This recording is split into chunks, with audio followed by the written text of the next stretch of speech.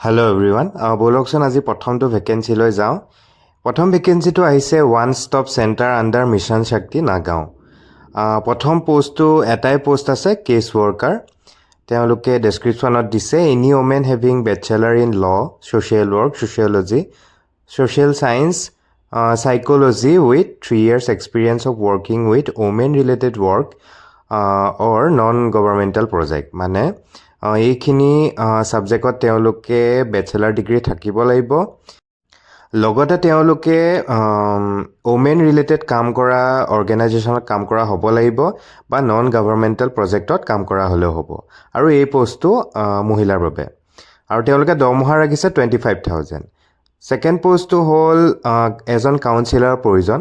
Women having any professional degree, diploma in psychology, psychiatry, neuroscience with a background in health sector and probably with at least 3 years experience. তেওঁলোকৰ professional degree লাগিব আৰু diploma in psychology, psychiatry, নিউৰ'চায়েন্সত তেওঁলোকৰ bachelor degree থাকিলেও হ'ব। আৰু তেওঁলোকৰ 3 বছৰ কাম কৰা এক্সপিৰিয়েঞ্চ লাগিব এজ এ কাউন্সিলাৰ। আৰু 3 নম্বৰ ভেকেঞ্চিটোত এটাই পষ্ট আছে, নাইট গাৰ্ডৰ। 2 বছৰ এক্সপিৰিয়েঞ্চ বিচাৰিছে ছিকিউৰিটি হিচাপে কোনো পাৰ্চনেল বা গভৰ্ণমেণ্ট ৰেপুটেড অৰ্গেনাইজেশ্যনত কাম কৰাৰ। আৰু চেলাৰী ৰাখিছে 12,000। আৰু এই পষ্ট তিনিটাৰ কাৰণে কেনেকৈ এপ্লাই কৰিব ইয়াতে দিয়া আছে। আপোনালোকৰ এডুকেশ্যনেল চাৰ্টিফিকেট, এক্সপিৰিয়েঞ্চ, সকলোখিনি চাৰ্টিফিকেটৰ আপোনালোকে ইয়াতে যোনটো নগাঁও ডিষ্ট্ৰিক্ট ৱেলফেয়াৰ অফিচ আছে আমলাপট্টিত, তাতে আপোনালোকে গোটেইখিনি এক্সপিৰিয়েঞ্চ সহ গোটেইখিনি ডকুমেণ্টছ আপোনালোকে ছাবমিট কৰিব লাগিব।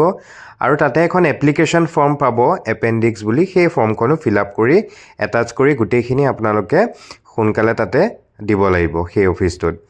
আৰু লাষ্ট ডেট হৈছে 31 ডিচেম্বৰ। তাৰপিছত আপোনালোকক শ্বৰ্ট লিষ্ট যদি কৰে আপোনালোকক ফোন আহিব, তাৰপিছত আপোনালোকে ইণ্টাৰভিউত বহিব পাৰিব। পলম নকৰি দ্বিতীয়টো ভেকেঞ্চিলৈ যাওঁ। এইটো আহিছে মিছন বসুন্ধৰা 3.0 পৰা। এজন ফিল্ড এছিষ্টেণ্টৰ প্ৰয়োজন আৰু পষ্টটো কণ্ট্ৰেকচুৱেল তেওঁলোকে মেনশ্যন কৰি দিছে। কোৱালিফিকেশ্যন তেওঁলোকে বিচাৰিছে higher secondary pass with computer knowledge, মানে 6 মাহৰ হ'লেও আপোনাৰ কম্পিউটাৰ ডিপ্ল'মা জানিব লাগিব বা থাকিব লাগিব। আৰু এজ দিয়া হৈছে 18 বছৰৰ পৰা 40 বছৰ। আৰু এক্সপিৰিয়েঞ্চ বিচাৰিছে জিঅ' টেগিং আণ্ডাৰ মিছন বসুন্ধৰা 2.0। মানে 2.0 মিছন বসুন্ধৰাত যিসকলে জিঅ' টেগিং তেনেকুৱা ধৰণৰ কাম কৰিছিলে বা এক্সপিৰিয়েঞ্চ আছে, তেওঁলোকে ইয়াত এপ্লাই কৰিলে প্ৰিফাৰেবল হ'ব। আৰু এইটো ৱাৰ্কিং ইণ্টাৰভিউ হয়, যিহেতু 23 ডিচেম্বৰ তাৰিখে তেওঁলোকে ৱাৰ্কিং ইণ্টাৰভিউ ৰাখিছে। Circle office Dibrugarh east revenue চাৰ্কলত। টাইম দিছে 10 বজাত ৰাতিপুৱা। আৰু সকলোবোৰ ডকুমেণ্টছ বা এক্সপিৰিয়েঞ্চ চাৰ্টিফিকেট গোটেইখিনি আপোনালোকে লগত লৈ ছেল্ফ এটাচ কপিজ লৈ যাব, যিহেতু তাতে তেওঁলোকে বিচাৰিবই।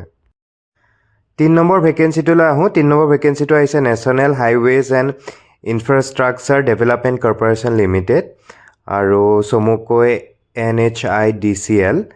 ইয়াতে প্ৰথম পষ্টটো হৈছে ছিনিয়ৰ মেনেজাৰৰ আৰু 21টা পষ্ট ওলাইছে টেকনিকেলৰ।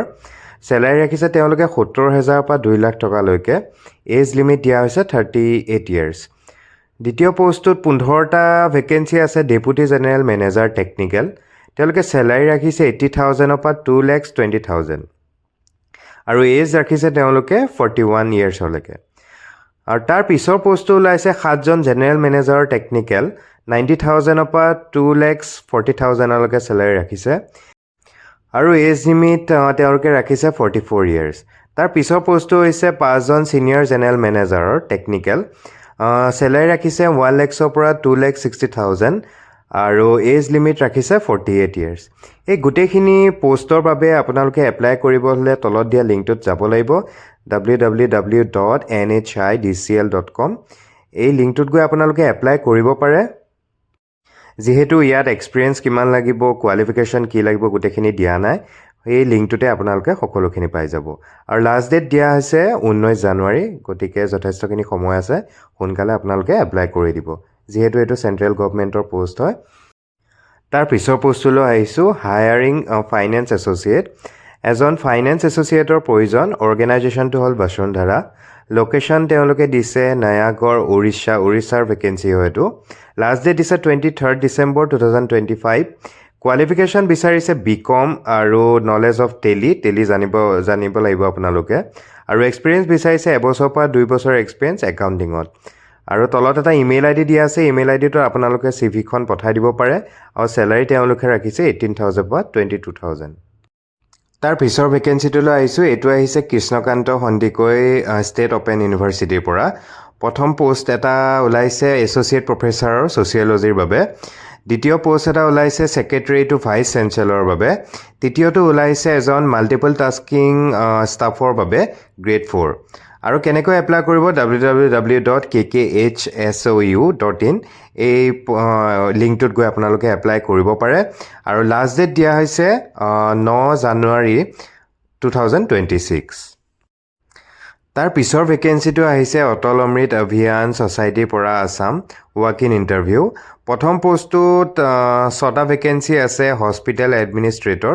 ডেট অফ ইণ্টাৰভিউ দিছে তেওঁলোকে 22 ডিচেম্বৰ ৰাতিপুৱা 11:30 বজাৰ পৰা আৰু ৰিপৰ্টিং টাইম দিছে 9:30 বজা দ্বিতীয়টো ওলাইছে এজন অপাৰেশ্যন এক্সিকিউটিভৰ ডেট অফ ইণ্টাৰভিউ দিছে সেই দিনতে 22 ডিচেম্বৰ আৰু দিছে বিয়লি আপোনাৰ 2 বজা 2:30 PM আৰু আপোনালোকে 12:30 বজাত গৈ পেলাই ৰিপৰ্ট কৰিব লাগিব তাৰ পিছৰ ভেকেঞ্চিটো ওলাইছে ডিষ্ট্ৰিক্ট মেডিকেল অফিচাৰৰ ডেট অফ ইণ্টাৰভিউ দিছে 23 ডিচেম্বৰ ৰাতিপুৱা 11:30 বজাৰ পৰা আপোনালোকে ৰিপৰ্টিং টাইম দিছে 9:30 বজা আৰু তাৰ পিছৰ পোষ্টটো ওলাইছে IEC মেনেজাৰৰ ডেট অফ ইণ্টাৰভিউ হৈছে 23 ডিচেম্বৰ 2:30 PM পৰা আৰু ৰিপৰ্টিং টাইম দিছে 12:30 বজা তলত ডিটেইলছত এটা লিংক দিয়া আছে এই লিংকটোত গৈ আপোনালোকে কিবা যদি আপোনালোকৰ কনফিউজন আছে বা ইনফৰমেশ্যন লাগে তো এই লিংকটোত গৈ আপোনালোকে সকলোখিনি ভেকেঞ্চিৰ ডিটেইলছ চাব পাৰে